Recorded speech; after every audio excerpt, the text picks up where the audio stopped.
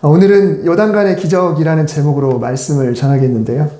유튜브로 설교를 하다 보니까 설교를 다시 한번 쭉 들어보고 틀린 부분이 있으면 아이고 이거 고치지도 못하고 어떡해 라는 생각이 드는데, 지난주에 제가 그러므로라고 하는 것을 접속사를 전치사라고 이야기를 했더라고요. 그래서 한번 이렇게 양해를 구하고 그리고 말씀을 전하려고 합니다. 왜 이렇게 하냐면 이게 또 녹화돼서 다음 유튜브에 또 나가잖아요. 그러니까 그 보신 분들이 혹시라도 오늘은 이 요단강에 대한 이야기를 통해서 우리 신앙을 살아가는 우리가 어떻게 이겨나가야 될지 이 말씀을 한번 나누려고 하는데요. 이 요단강은 세 가지 정도의 의미를 둘 수가 있습니다. 첫째는 지리적인 의미로 말 그대로 가나안 땅에 들어가기 위해서 반드시 건너야 될 이스라엘 땅에 있는 그 강을 의미합니다. 모세와 함께한 이스라엘 백성들이 처음 가나안 땅에 들어가려고 시도했을 때는 이 초록색 그림처럼 남쪽에서 직진으로 바로 가나안 땅으로 들어가려고 했어요. 우리가 말하는 가나안 땅은 지중해하고 그리고 요단강 이 사이에 있는 땅을 말합니다. 그래서 원래는 이렇게 들어가려고 했는데 아시다시피 12명의 정탐꾼 중에 10명이 부정적인 보고를 하는 바람에 거기서 다시 회군을 하게 돼서 광야에서 40년의 세월을 보내게 되고, 그리고 나서 다음 선택한 방법은 오른쪽으로 돌아서 동편으로 에돔 모압 땅을 지나 요단강을 건너서 서쪽으로 진입하는 방법을 선택하게 되죠. 그래서 이 강은 지리적으로 갈릴리에서부터 사해까지를 잇고 있는 강, 지리적인 강을 말합니다. 두 번째로는 우리에게 예비하신 천국에 들어가기 위해서 우리가 거쳐야 할 과정을 의미합니다. 이스라엘 백성들은 물을 죽음이나 혹은 무덤 같은 그런 사망과 연결지어서 상징하는 것으로 받아들였습니다. 성지 순례 중에 예수님께서 세례 받으셨을 것이라고 추정되는 요단강 세례터에 갔습니다. 가보신 분들은 다 이곳에 가셨을 텐데요. 여러분 보시기에 이 사진은 요단강의 북쪽에서 남쪽을 찍은 것이고, 지금 여러분 보실 때 위쪽은 오늘날의 요르단, 그리고 이쪽은 이스라엘. 그러니까 이게 국경이 되는 거죠. 그런 것이고요. 그리고 이 장면은 아래에서 위쪽을 바라보는 장면입니다. 이곳에 사람들이 와서 세례를 다시 재현을 하죠. 이미 세례를 한번 받았으니까 끝나지만 예수님이 여기서 세례를 받으셨다고 하니까 이 역사적인 곳에서 이 세례 예식을 한번 해보는 거죠. 저희는 그거는 하지 않았습니다. 계절도 계절이거니와 물도 엄청나게 더럽더라고요. 아까 그 흙탕물 있죠. 흙탕물. 제가 처음으로 제 얼굴을 한번 등장을 시키겠는데 이건 제가 찍은 사진이요. 네. 저 건너편은 요르단이고 제가 있는 쪽은 이스라엘입니다. 물이 제가 들어갔을 때 이랬어요. 근데 서양 사람들이 몇 명이 오더니 물속에 이제 속옷만 입고 들어가서 수영을 하더라고요. 여기서 잠깐 동안 춥다고 막 그렇게 했던 그런 장면이 생각이 나요. 이 요단강의 세례 의식은요, 단순히 온몸을 그냥 물에 잠기게 했다가 나오는 게 아니고, 그때 가셨을 때 설명하신 목사님이 뭐라고 말씀하시냐면, 예수님 당시의 세례는 요단강 저쪽에서 일부러 이쪽으로 물속에 첨벙 들어갔다가 이쪽으로 빠져나오는 식으로 의식을 행했다고 해요. 그러니까 우리가 생각할 때 그냥 이렇게 물속에 들어갔다 나오는 의식이었을 것 같은데, 그 당시에 이스라엘 백성들의 세례는 일부러 요단강 건너편에서 이쪽으로 들어오면서 물속에 들어갔다 나오는, 그러니까 우리가 단순히 물에 잠겼다 빠져나옴으로 내 옛사람이 죽었다 살아났다 이런 차원이 아니라, 그 옛날 이스라엘 백성들이 요단강을 건너서 약속의 땅으로 갔다라고 하는 그 의미를 재현하면서 이 세례 예식을 행했다라고 하는 거죠. 그래서 이 거듭남, 즉 다시 태어난다라고 하는 것을 상징하기 위해서 물속에서 저쪽에서 이쪽으로 건너오면서 과거에 나는 죽고 물에서 나와 나는 다시 새로운 삶을 시작한다 라고 하는 의미로 이 죽음을 벗어나는, 죽었다 다시 살아나는 그런 의미로 요단강을 생각하게 됩니다. 그러므로 저와 여러분이 천국에 들어가기 위해서는 죽음을 맛봐야 되는데, 첫째는 일단 몸이 죽어야겠죠. 물론 우리가 살아있는 동안에 주님이 오시면 그 육체의 죽음을 맛보지 않겠지만은, 그리고 두 번째로는 영적으로도 죽어야만 합니다. 이 사탄의 자녀라는 신분을 죽이고 이제 하나님의 자녀로 다시 태어나는 그런 새로운 변화, 이게 뭐 천국을 살아가는 사람의 모습이죠. 우리는 다 세례를 받았으니까 이미 이 과정을 거쳤습니다. 요단강의 세 번째 의미는 우리가 이 땅에서 믿음으로 살아가면서 겪게 될 어떤 난관, 그리고 이겨나가야 될 문제, 부딪히는 벽을 말합니다. 저와 여러분은 이미 영적으로 다시 태어났기 때문에 천국에 들어갈 그런 자격을 갖추는 그런 요단강 도하는 이미 했습니다만, 그러나 이 땅에서 우리는 끊임없이 장벽과 같은 이런 요단강을 만나게 돼요. 여러분 보시기에는 이 물이 별로 많지는 않지만 지금 이 상황은 깊지도 않아요. 사람 키도 넘지 않습니다. 이따가 그림을 좀 보여드리겠지만, 하여튼 이스라엘 백성들이 강을 건널 때의 그 깊이는 이때하고는 게임이 안 됩니다. 이스라엘 백성들이 가나안 땅에 들어가기 위해서는 요단강을 반드시 건너야 했는데, 이 강을 건너는 과정을 간단히 설명하자면 이렇습니다. 제일 먼저 법궤, 지난주 이제 언약궤라고 지금 그림에 나왔는데요. 똑같죠? 법궤, 언약궤, 증거궤. 제일 먼저 이 법궤를 맨 제사장들이 요단강에 들어섭니다. 그러면 순식간에 요단강 물이 말라요. 그리고 제사장들은 그 강의 중간에 서 있습니다. 그럼 이 16절 아까 읽을 때 제가 의도적으로 곧이라는 말을 빨리 이렇게 읽었었어요. 그래서 그 뒤를 따라서 백성들이 쭉 건너게 되고요.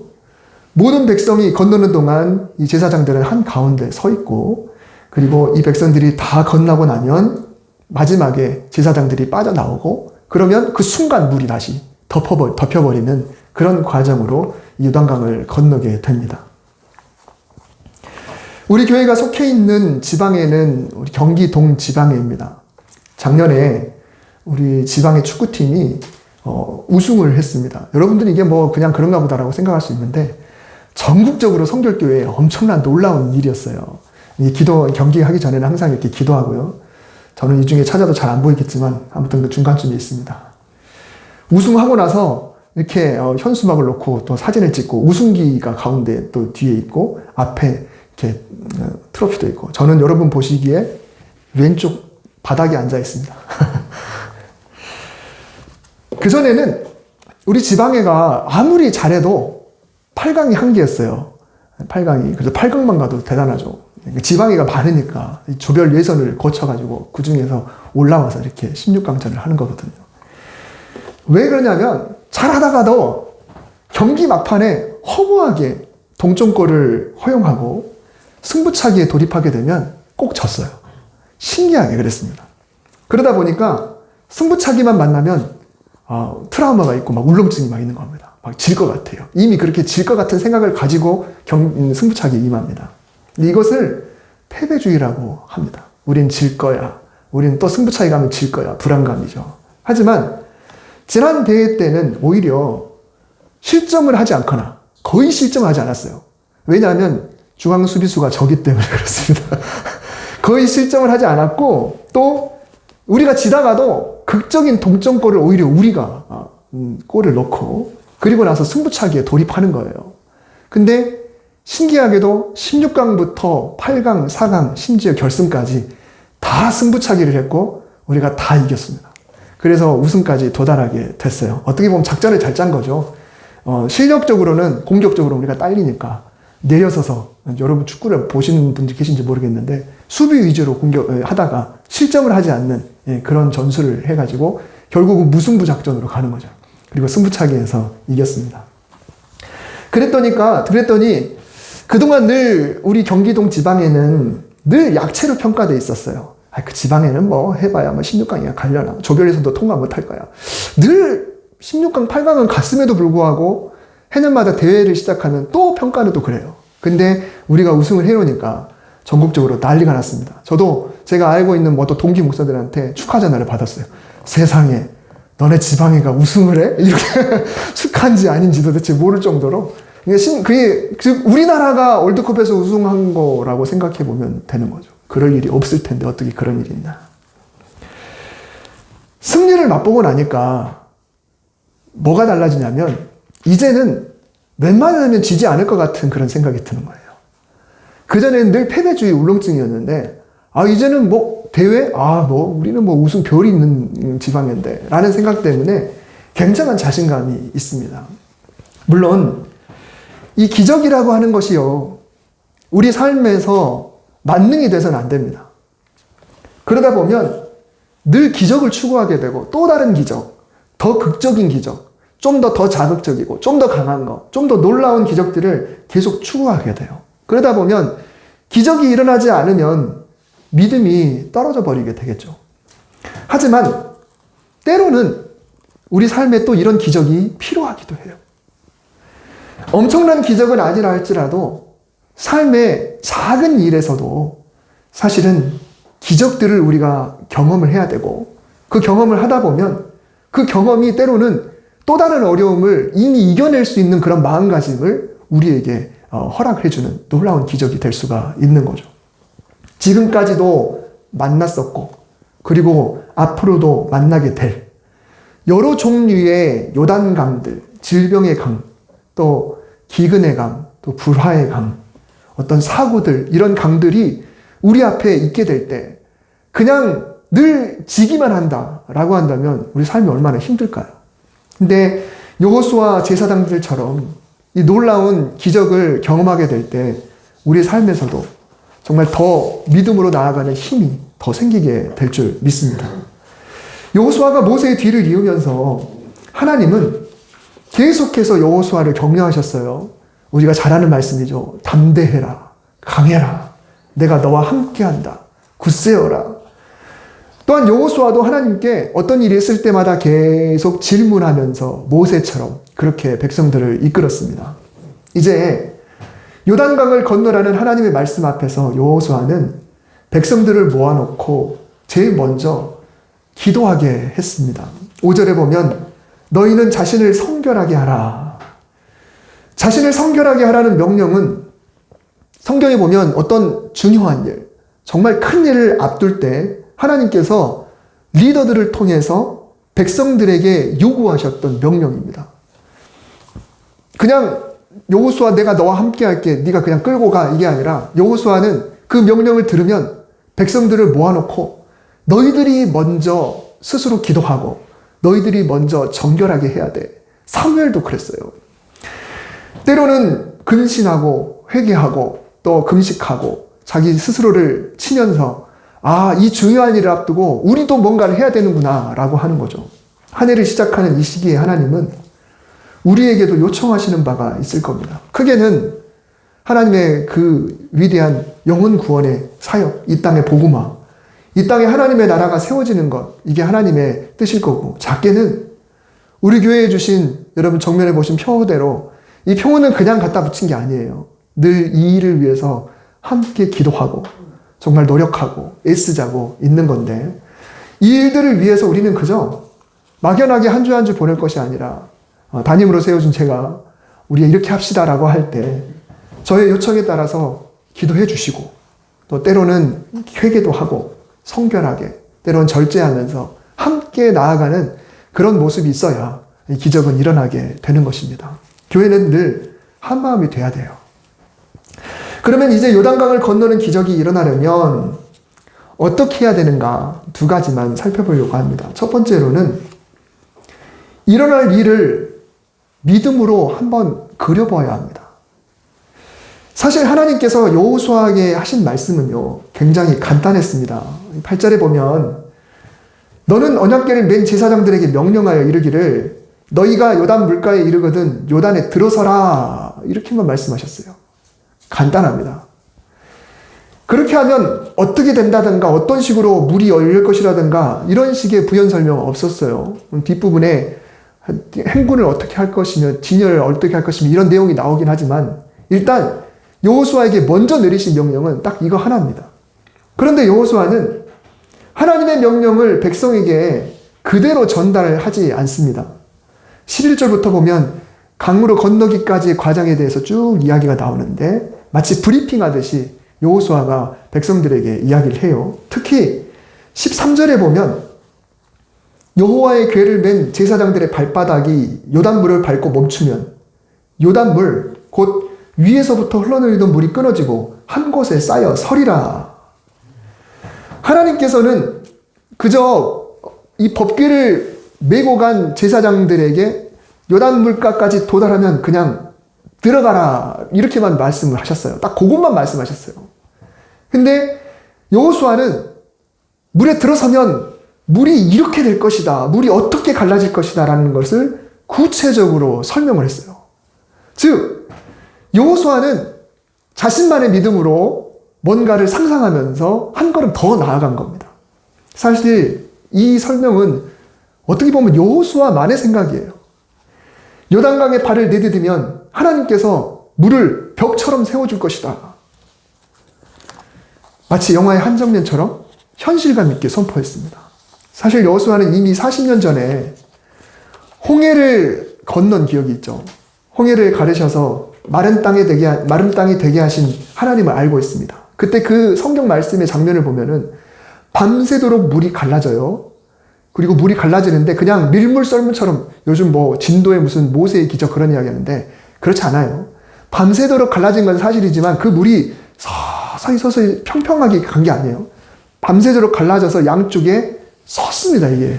예, 성경에 보면 섰어요. 그러니까 지금 모세의 기적은 사실 말도 안 돼요. 그게 어떻게, 양쪽에 섰어요. 이게 어떤 모습을 상상하면 되냐면 양쪽에 투명한 유리판을 꽂아놓고 그 유리판에 물이 넘지 못하는 수족관의 벽면과 같은 그런 모습이 양쪽에 섰다라는 겁니다. 그런 모습이 섰어요. 어떻게 이런 일이 벌어질 수 있어요? 말도 안 되지. 이거는 우리가 사도신경에 말씀드렸듯이 전능이면 아무것도 아니에요.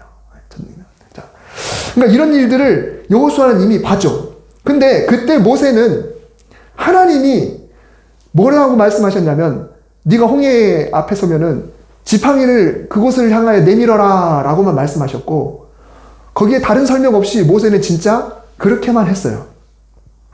이번에도 하나님은 여호수아에게 제사장들이 그 앞에 가거들랑 그냥 들어가라 라고만 말씀을 하셨으니까 그냥 그러면 돼요.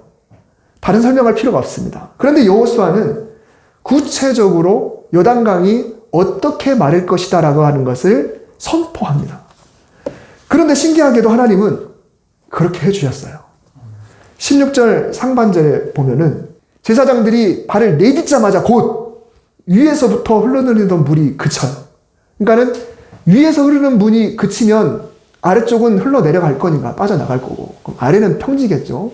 근데 위에서 내려오는 물들이 그치면 그 물이 여기까지 오는 물은 어딘가 서야 되잖아요. 그렇죠? 그 물이 다 빠질 때까지 기다린 게 아니에요. 위에서 흘러내리는 물이 갑자기 여기다가 투명한 댐을 쌓듯이 쌓이게 되니까 물이 흘러내리게 되는 겁니다. 그런데 그 물이 계속 상류에서 물이 내려오면 넘치게 되니까 그 상류의 물 어느 시점에서 하나님이 물을 그치게 하시는 거예요. 그게 읽었던 내용 중에 보면은 멀리 사르단에 가까운 아다무 변방이라고 되는데 지도를 찾아보면 이게 지금 건너는 그 지점에서 약간 상류 20km 정도 떨어진 곳이에요. 거기서부터는 물이 더 이상 안 흘러요. 그래서 그 물이 이렇게 쭉 내리면서 서버리는 겁니다. 희한하게 거기 서버리는 거죠. 이런 일이 도대체 어떻게 일어날 수 있을까 싶습니다. 여호수아가 굳이 시키지도 않은 일이 벌어졌고, 그러니까 시키지도 않은 일을 자기가 벌였고, 하나님은 그 말을 들어주신 겁니다. 하나님 입장에서 이런 거예요. 이놈 봐라. 내가 시키지도 않았는데 그렇게 하라고 네가 이야기를 해버리네. 하나님 입장에서는 지금 그 모습을 보면서 어떻게 생각할까요? 아니 이런 괘씸한 놈 이게 하는 거죠. 이 여호수아를 보시면서 이 맹랑한 그 선포를 하나님이 손을 들어주신 거예요. 그걸 들어주신 거죠. 여러분 믿음은 결코 추상적이지 않습니다. 그래서 믿음이라는 것은 하나님의 약속을 상상해 볼 수 있어야 돼요. 이루어주실 장면을 상상하는 능력, 그게 바로 믿음입니다. 그래서 성경이 그걸 뭐라고 표현했나요? 믿음은 바라는 것들의 실상이다라고 이야기했어요.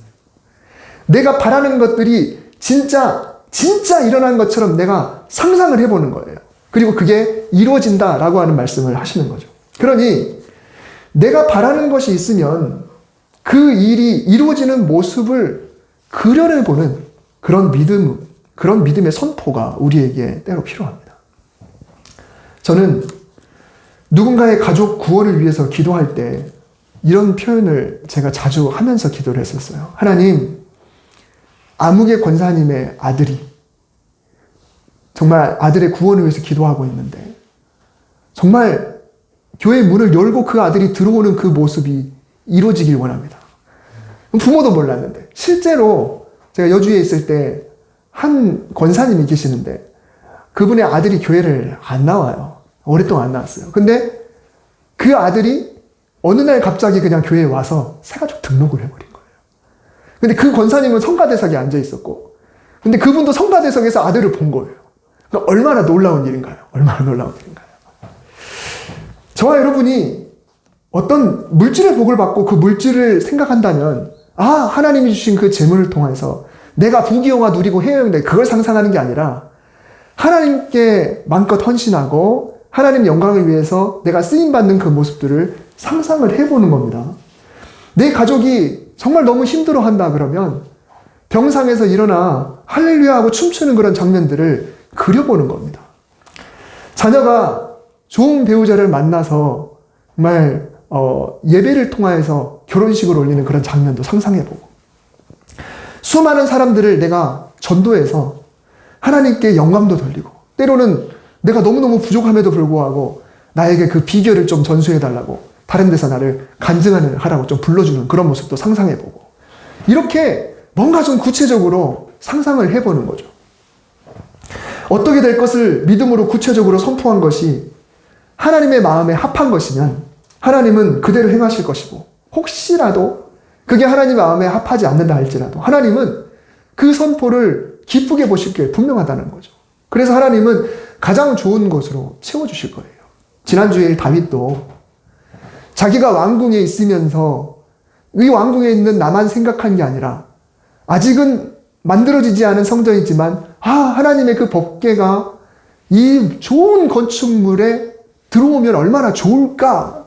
그곳에 하나님 영광이 임한다는 것은 그곳에 구름처럼 그런 현상이 나타나는 건데 그 건물 안에 법궤가 있어서 법궤에 하나님의 영광이 그 건물 안에 가득 차는 모습을 다윗이 왜 상상하지 않았겠습니까?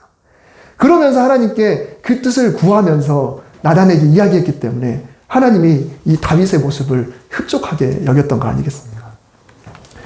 비록 하나님이 다윗에게 허락은 안 했어도 그 거룩하고 아름다운 그런 믿음의 상상을 하나님이 기쁘게 보셨기 때문에 지난주 말씀처럼 다윗에게 그러므로 라고 하는 말과 다르게 놀라운 복을 하나님이 다윗에게 약속하셨던 거죠.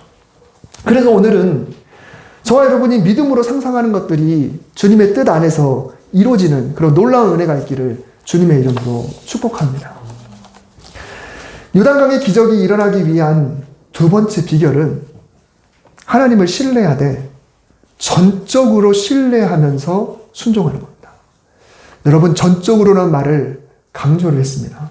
8절 말씀에 보면 너는 언약궤를 맨 제사장들에게 명하여 이르기를 너희가 요단 물가에 이르거든 요단에 들어서라 하라.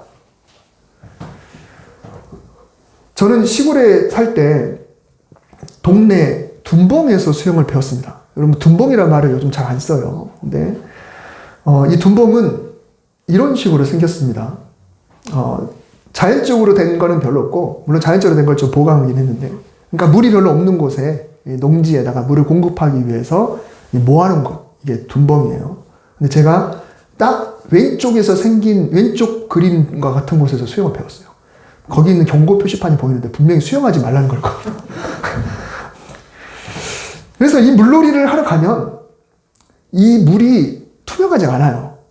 늘 탁합니다. 이끼도 많이 끼어 있기도 하고 바닥도 어떻게 될지 몰라요. 물컹물컹할 수도 있고 자갈이 있을 수도 있고 깊이도 어떨지 모릅니다. 제가 그때 초등학교 4학년 때 처음 둔봉에서 수영을 배웠거든요. 4학년 되게 애기잖아요. 조그맣잖아요. 그러면 물놀이를 하러 갈 때는 기대에 들떠서 정말 신나게 갑니다.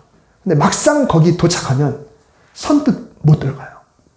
훨씬 더 큰 형아들이 들어가 주길 바래요. 그 형아들이 들어가지고 형아들의 키를 좀 예측하면서 그리고 나서 내가 어느 정도 들어가도 되겠다 싶으면 그때 들어갑니다. 백성들은 지금 사실 사기가 굉장히 올라가 있습니다. 신명기 교육을 통해서 모세에게 새로 철저하게 교육을 받고 훈련받고 이제 리더십이 교체된 상태에서 여호수아를 통해서 새롭게 시작하려고 훈련되는 그런 모습이에요. 그리고 요단강을 저 위에서 바라보면서 거기서 바라보면서 이곳에 우리가 들어간다. 말씀드렸듯이 이 시기는 광야지만 우기가, 늦은 비가 내렸기 때문에 파릇파릇하게 지금 돼 있는 그런 곳이거든요. 우기가 아닐 때는 척박한 광야인데 우기가 지나고 나면 파릇파릇해서 정말 너무 살기 좋은 땅으로 보이는 곳이에요. 그러니 얼마나 지금 들떠 있습니까? 요단강 위에서 볼 때는 건널 수 있을 것 같아 라고 하면서 그냥 자신 있게 왔을 겁니다. 사실 백성들이 요단강을 건널 때의 시기는 사람이 이 강을 건너기가 어려운 상황입니다. 15절에 보면은 요단이 곡식 거두는 시기에는 항상 언덕에 넘치더라. 요단강이 언덕이 다시 말하면 뚝을 철벙철벙해서 범람할 정도로 물이 많다는 겁니다. 이스라엘의 늦은 비는 4월에 내리는데 11월 말부터 해서 이렇게 이른 비가 내리고 그 다음에 4월에 또 늦은 비가 내리는데 늦은 비가 내리고 나면 상류에 있던 헐몬살에 눈들이 막 녹아서 물이 엄청나게 내려옵니다. 여러분 그 물이 내려와야 얼마나 될 것 같나 싶은데 저도 현장에 가서 보니까 처음에 물줄기에 나오는 지난번에 우리 말씀드렸던 제자들이 가이사랴 빌립보에서 신앙 고백했던 그곳에 물이 얼마나 그냥 컬컬컬 나오는지 우리나라에서도 그런 곳을 별로 본 적이 없는 것 같아요. 근데 그 물들이 왕창 오니까 이게 얼마나 범람하는지 막상 가서 보면 이게 심장이 아마 철렁할 겁니다. 좋은 그림이 인터넷에 있어서 봤는데요. 위쪽을 보면은 건기예요. 건기는 강폭이 30m면 이만큼밖에 안 됩니다. 깊이도 1m밖에 안 돼요. 그러니 그냥 사람들이 건널 수 있어요. 그러나 우기가 되면 이게 폭이 1.6km가 되고 물 깊이가 3, 4m가 된다는 거죠. 그냥은 못 건너요. 들어갈 수가 없습니다. 이 사진은 아까 그 장소예요. 제가 찍었던 장소. 지금 왼쪽에 보면은 지붕이 보이시죠? 이 지붕이 제가 찍은 사진의 저 위에 있는 지붕이에요. 상상이 되시나요? 다시 한번 돌려볼게요. 왼쪽에 살짝 풀 속에 있는 지붕이 요겁니다. 저 위에 있는 지붕. 그러니까 물 높이가 우기가 되고 나면 이 수심이 엄청나게 올라가게 되는 거잖아요. 그러니까 이것을 건널 수가 없는 거예요. 배가 아니면 건널 수가 없어요. 우리 신앙의 길도 사실 그런 것 같아요. 우리는 보통 대부분은 내 신앙을 비교적 낙관하는 편입니다. 나는 그래도 신앙생활 해왔는데 그래도 기도하면서 이겨내면 되겠지. 하나님 나와 함께 해주겠지. 나는 잘 해낼 것이다. 내 신앙은 큰 문제가 없을 것이다. 문제가 와도 평안을 유지할 수 있을 것이다 라고 생각합니다. 하지만 막상 큰 문제를 맞닥뜨리면 얘기가 달라질 수 있습니다. 정말 감당할 수 없는 큰 문제를 맞닥뜨리면 그래도 나는 말씀 붙잡고 이길 수 있지 않을까? 사실 저도 그렇게 많이 생각을 해요. 저는 늘 평안을 노래하는 목회자입니다. 평안과 행복을 정말 긍정을 노래하는 그런 목회자입니다. 하지만 저도 제가 감당할 수 없을 만한 큰 문제를 겪게 되면 어떻게 될지 저도 자신할 수가 없어요. 정말 중요한 믿음의 결단, 믿음이 필요한 곳은 어디냐면 저 멀리서부터 요단까지 도달하는 그곳이 아니에요. 막상 도착해서 물 안에 첫 발을 내디뎌야 되나 말아야 되나 하는 그 순간. 홍해를 건널 때하고 요단강을 건널 때는 좀 달라요. 홍해는 밤새도록 갈라져서 땅이 드러나고 나니까 자 이제 가자라고 갔어요. 하지만 요단강은 갈라지기 전이에요. 첨벙첨벙하고 있어요. 수심이 엄청나게 높아요. 깊어요. 근데 거기서 첫 발을 그냥 내딛고 나니까 물이 갈라져요. 그러니까 완전히 방법이 완전히 다릅니다. 여러분 다 갈라진 장면은 우리가 다 보고 나면 얼마든지 건널 수 있습니다. 하지만 내가 발을 내디뎌야 건널 수 있다라고 하는 것은 차원이 달라요. 우리 신앙생활에 하나님이 요구하는 게 뭘까요? 다 갈라지게 하신 후에 건너옵시다. 누구나 다 알 수 있습니다. 그러나 하나님이 원하시는 것은 첨벙첨벙 하는데 그냥 발을 내딛는 것. 15절 하반절부터 16절 상반절에 보면 발이 물에 잠기자 곧이라고 했습니다. 발이 물에 잠기자 곧. 지금 이 제사장들의 마음은 정말 어쩌면 갈등일 수도 있는데 그러나 이 제사장들이 얼마나 믿음이 강한지 우리가 상상을 해볼 수가 있어요. 아무리 제사장이어도 아무리 법궤를 메고 있어도 이게 주저주저 안 할 수가 없어요. 바로 한 발이거든요. 하지만 신명기로부터 교육도 받고 그리고 여호수아를 성실히 따르겠다는 그런 충성의 맹세와 함께 그리고 지금 이 공동체는 스스로를 정결하게 해서 한 마음이에요. 믿음의 그런 훈련이 잘 돼 있는 상태에서 하나님이 요구하시는 이 말씀을 듣고 제사장들이 먼저 발을 내딛는 겁니다. 이미 갈라진 홍해를 건너는 것도 축복이지만 어려운 요단강에 믿음으로 발을 내딛어서 얻은 결과는 정말 그 파워가 훨씬 더 크겠죠. 저희 아이들 이야기로 말씀을 마치겠습니다. 저는 사실 설교하면서 제 가족 이야기를 잘 안 해요. 별로 안 좋아해요. 근데 말씀을 드리자면 저희 아이들이 어렸을 때 저는 몸으로 많이 놀아줬습니다. 정말 힘든 아빠였습니다. 그 중에서 제 애기 어렸을 때 식탁에다가 일부러 애들을 얹어놓고 저한테 점프를 시킬 때가 있어요. 제가 밑에서 받아줄게 뛰어내려 이렇게 하는 거예요. 자, 그러면 저희 큰애는 뭔가 좀 주저주저합니다. 아빠가 안 받아주면 어떡하지? 라고 생각해서 제가 혹시라도 안 받아주더라도 대충 본능적으로 계산을 해서 제가 피해도 착지를 할 수 있을 정도의 그런 점프로 해요. 굉장히 지혜로운 겁니다, 사실은. 아빠를 믿을 사람 없어, 이 세상에. 그렇게 하고 뛰어내리는 거죠. 근데 우리 작은 애는 하늘을 향해 점프를 합니다. 하늘을 향해. 저를 보고 점프하지 않고 하늘을 향해 그냥 점프를 해버려요. 제가 안 받을래 안 받을 수가 없어요. 제가 안 받아버리면 얘는 그냥 크게 다치거든요. 그러니 제가 하면서도 이놈 봐라 하고 하면서도 어쩔 수 없이 받아줘야 되는 거예요. 이거 왜 그럴까요? 작은 애는 믿을 놈 없다라고 해도 그 중에 아빠는 믿을 놈이라고 생각하고 점프를 하는 거예요. 그래서 저는 반드시 받아줍니다. 근데 그게 너무 재밌는 거예요. 큰애가 저를 생각하면서 점프하는 것도 좋고 하늘을 향해 점프하는 둘째도 좋고 그래서 제가 일부러 몸은 힘든데 그 놀이를 많이 했었어요. 여러분, 신앙은요, 하나님께 나를 완전히 던져버리는 겁니다. 완전히 던져버리는 거예요. 내가 할 수 있는 것은 아무것도 없습니다, 주님. 하나님께 맡겨버리고 하나님 때문에 체념하고 요단강에 그냥 발을 내딛어 보는 거예요. 탁합니다. 깊이가 예측이 안 돼요. 근데 그냥 내딛어 보는 거예요. 그러면 하나님께서는 이 순간을 기다리셨다는 듯이 최악을 최선으로 바꿔주시는 거죠. 여러분, 믿음으로 그려보십시오. 그리고 그 꿈을 위해서 나를 전적으로 하나님께 맡기십시오. 그래서 오래 꿈꾸는 바람들이 정말로 실상이 되는 그런 놀라운 은혜가 저와 여러분의 삶에 정말 풍성하게 임하시게 되시기를 주님의 이름으로 축복합니다. 요단강을 잘 건너시기를 바랍니다. 기도하겠습니다. 하나님, 우리가 만나는 요단강들 참 많이 있습니다. 작은 강부터 큰 강까지 갈라지고 나서 건너는 것이 아니라 찰랑찰랑한 순간에도 하나님 의지하며 믿음으로 첫 발을 내딛는 복된 성도들 되게 하시고 올해가 시작되는 초기에 올 한 해를 바라보면서 기대하는 바 주님 안에서 선하게 품은 좋은 뜻들, 이 모든 것들을 그려보며 이 뜻들이 이루어지기를 바라고 구체적으로 선포하고 하나님께 맡겨드리는 정말 강력한 신앙이 될 수 있도록 주여 축복하여 주시옵소서. 예수님의 이름으로 기도드립니다. 아멘.